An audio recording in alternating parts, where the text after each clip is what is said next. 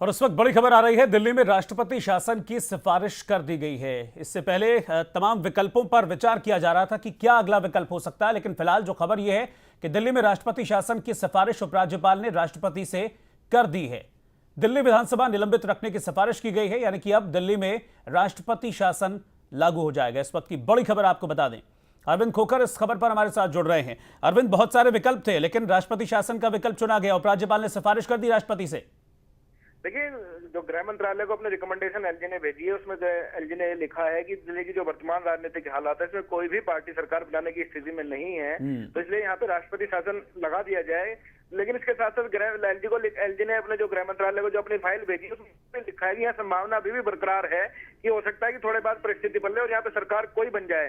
तो इस तरह जो एलजी ने जो दांव चलाया, उससे जो केजरीवाल कैबिनेट ने जो कल इस्तीफा देने से पहले जो रिकमेंडेशन भेजी थी कि तुरंत चुनाव कराया जाए, शायद इसके बाद ये हो सकता है कि उस बच जाए और ये सस्पेंडेड मोड में असेंबली चली जाए। जी बिल्कुल, 6 महीने का वक्त होता है अरविंद राष्ट्रपति शासन में। इस बीच तमाम पार्टियां अपनी अपनी संभावनाएं खंगालेंगी।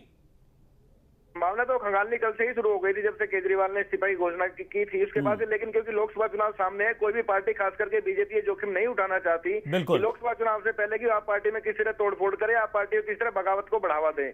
तो इसलिए, लेकिन ये बात सरकार को भी पता है और एलजी को भी पता है, कांग्रेस के लिए भी फायदेमंद स्थिति यही है कि चुनाव जो है बाद में कराया जाए, सस्पेंडेड मोड में इसको रखा जाए। क्योंकि अगर नजीब जंग इसको रिकमेंड करते कि कैबिनेट सरकार, दिल्ली सरकार की सलाह मानते हुए विधानसभा को बर्खास्त कर देते, भंग कर देते, तो चुनाव कराने की जिम्मेदारी तुरंत ये मांग उठती कि लोकसभा के साथ विधानसभा चुनाव भी कराया जाए, तो उससे बच जाएगी स्थिति अब ये, और चुनाव बाद में होंगे लोकसभा चुनाव के बाद।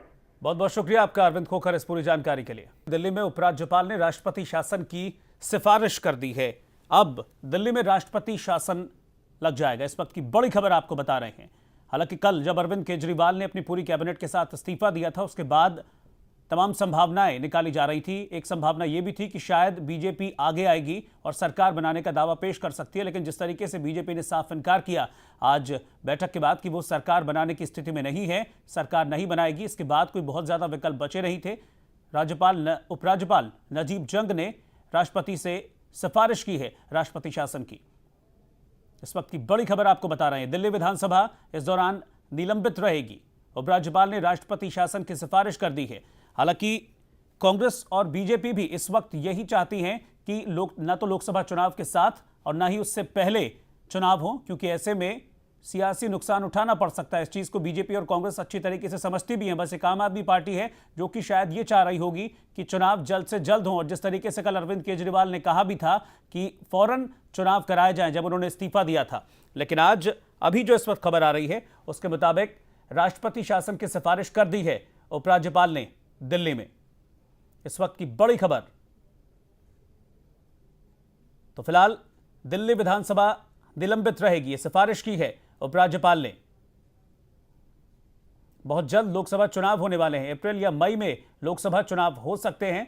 ऐसे में अगर अभी चुनाव होते तो कहीं ना कहीं इसका असर पड़ सकता था दो बड़ी पार्टियों पर। इस चीज को कांग्रेस और बीजेपी भी बड़े अच्छे से समझती थी, लेकिन फिलहाल उपराज्यपाल ने जो सिफारिश की है राष्ट्रपति शासन की, इन दोनों पार्टियों के लिए एक राहत के तौर पर भी इसे देखा जा सकता है। हालांकि इस बीच यह भी कहा गया है कि अगर राष्ट्रपति शासन के दौरान बीजेपी सरकार बनाने की स्थिति में होती है या वो सरकार बनाने का दावा पेश करती है, आगे आती है, तो बीजेपी को मौका दिया जा सकता है। लेकिन बीजेपी फिलहाल इस बात से इनकार कर रही है, ऐसी किसी भी संभावना से बीजेपी इनकार कर रही है। अतुल सिंघल इस वक्त हमारे साथ जुड़ रहे हैं, सीधा उनके पास चलेंगे। अतुल, राष्ट्रपति शासन की सिफारिश कर दी गई है उपराज्यपाल के पास, क्योंकि कैबिनेट ने ये सिफारिश की थी कि इसको भंग करके दोबारा से चुनाव करवाए जाएं, लेकिन चूंकि अभी थोड़े दिन पहले ही चुनाव होके चुके हैं और कोई भी पार्टी चुनाव नहीं चाहती है, ऐसे में एक विस्तृत रिपोर्ट उपराज्यपाल ने राष्ट्रपति महोदय को भेजी है, जिसके अंदर उन्होंने पूरा ब्यौरा दिया है दिल्ली में किस तरह की राजनीतिक स्थिति है।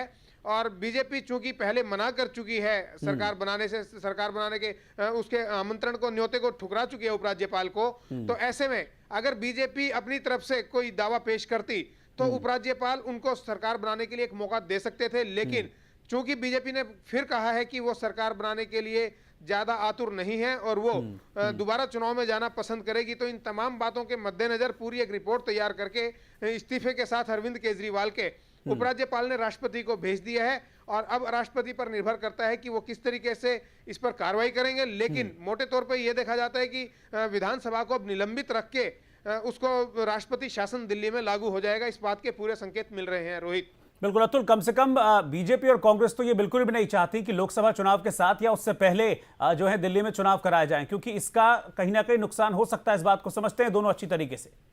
रोहित, देखिए, बीजेपी की अगर बात करें तो बीजेपी तो निश्चित तौर पर यह चाहती है कि लोकसभा चुनाव के साथ अगर चुनाव हो जाए तो मोदी लहर जो है, मोदी फैक्टर है, उसका फायदा उसको मिल सकता है। लेकिन कांग्रेस की अगर बात करें तो कांग्रेस ये चाहती है कि लोकसभा चुनाव के बाद चुनाव हो, क्योंकि उसके बाद कांग्रेस को इतने संभलने का मौका मिल जाएगा दिल्ली में और वो 8 सीटों से अपनी स्थिति बेहतर कर पाएगी।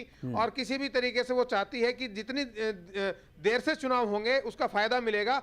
और अगर राष्ट्रपति शासन लगता है तो परोक्ष रूप से कांग्रेस को यह भी लगता है कि कहीं ना कहीं वो एक तरीके से सत्ता के केंद्र में बनी रहेगी। तो तमाम बातें हैं और दोनों पार्टियां अपनी अपनी सुविधा देख रही हैं। और बीजेपी तो अंदरूनी तौर पर अगर बात करें तो चाहती तो यह है कि सरकार वो बना ले, क्योंकि स्थितियां उसके अनुकूल हैं। लेकिन वो चूंकि मना कर चुकी है और जोड़ तोड़ करके सरकार बना रही है बीजेपी, ऐसा संदेश वो लोगों के बीच में नहीं देना चाहती। वो इस बात की उम्मीद में थी कि कम से कम उपराज्यपाल उसको एक बार फिर दोबारा न्योता दें। और चूंकि 32 विधानसभा की सीटें इस वक्त उसके पास हैं और 3 की तरफ वो देख रही है, जो आम आदमी पार्टी के बिन्नी हैं, नाराज विधायक हैं, एक रामवीर शौकीन इंडिपेंडेंट हैं और तीसरे शोएब इकबाल।